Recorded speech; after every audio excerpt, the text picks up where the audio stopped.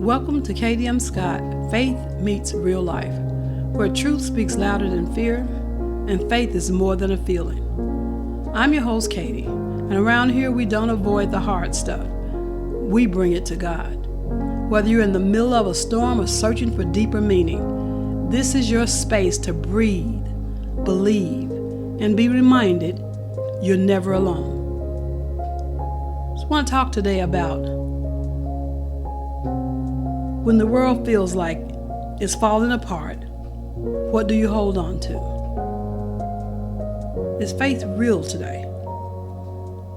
And in a world full of pain, betrayal, injustice, and chaos, why should we still believe in anything at all, especially faith? We'll answer these questions. Has faith ever been the only thing that kept you going? You can answer that personally for yourself. What does faith even mean when life doesn't make sense anymore? Is faith outdated?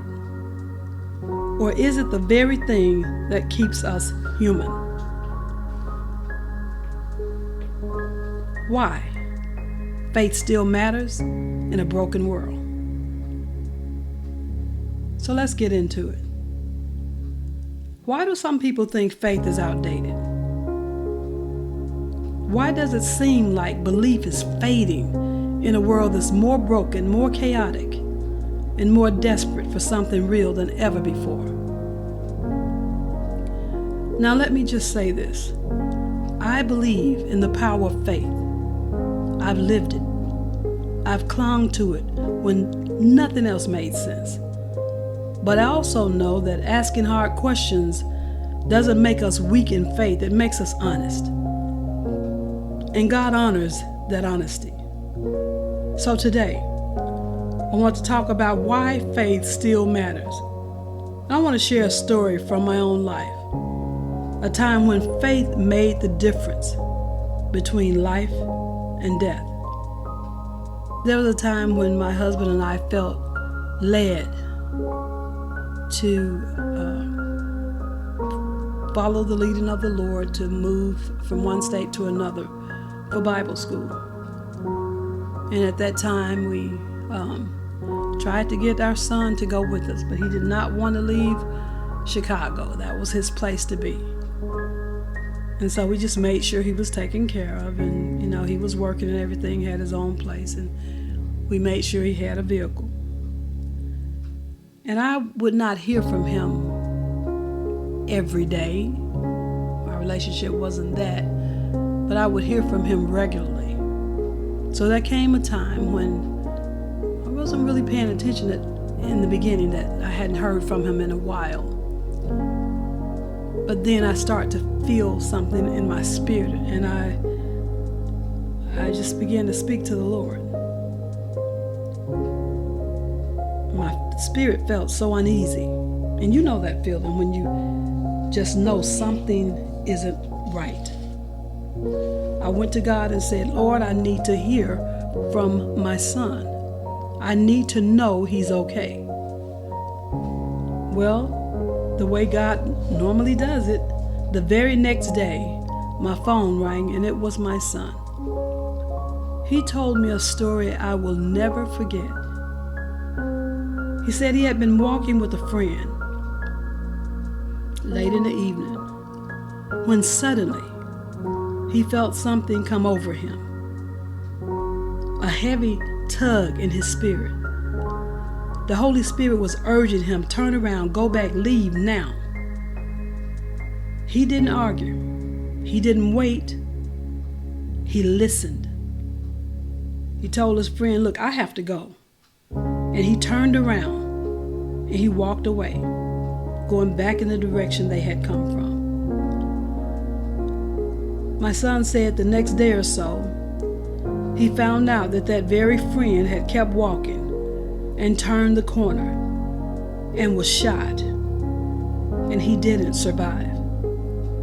That moment wrecked me and humbled me, because had my son ignored that voice, had he not been raised to know God, to listen, to acknowledge and obey the leading of the Holy Spirit, I would have lost him decades earlier than I actually did. than I eventually did. That was faith. That was obedience. That was God.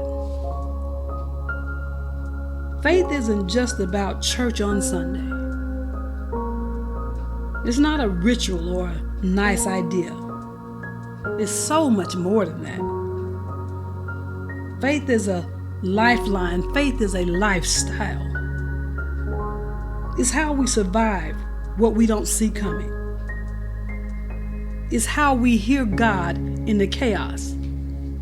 When there's so much noise going on around us, and yes, we can hear the small voice of the Holy Spirit.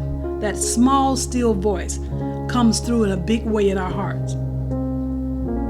It's how we stay anchored when everything around us seems to be falling apart. There are people walking around today who are spiritually deaf. They don't even know they're in danger because they've tuned out the one who's trying to guide them. Now look, my son wasn't perfect. I'm not perfect. But he had faith.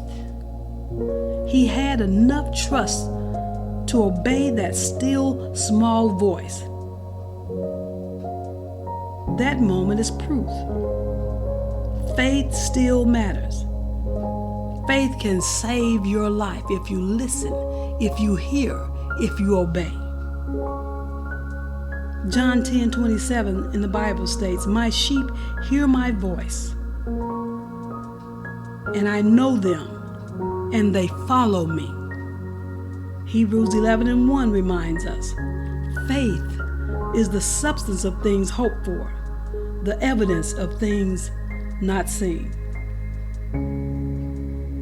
I don't know what you're going through right now, but I want to ask you, when was the last time you listened to that quiet tug on your heart?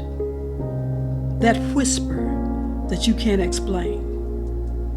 That urge to stop, to go, to call someone, to pray? Don't ignore it. Please don't ignore it. There are times somebody's life is going to depend on you being in your place in faith. If God is speaking to you, trying to get your attention, it's for a reason. Please stop. Please listen. And then obey. Faith isn't outdated. It's essential. And sometimes it's the very thing that saves your life or someone else's. But it's up to each one of us individually decide what it is that we're going to do. Are we going to keep going our way, or are we going to have faith in God and go His way? Again, I can only speak for me. But I'm going to choose to go His way because He knows the beginning from the end. Because He's Alpha and Omega. He is the beginning and the end. And He's all-knowing. So when He tugs at your heart, tries to get your attention, to let you know that something is coming, pay attention, pay attention, pay attention. He's not tugging on you for no reason.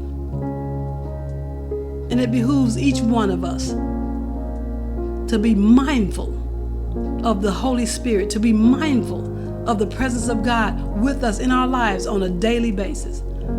I am so glad today that I know God for myself, that I know His word for myself. And again, I'm not perfect in this, but I am so open to God. And I surrender everything to Him because it's to Him that I owe my life, my salvation. I owe everything to Him.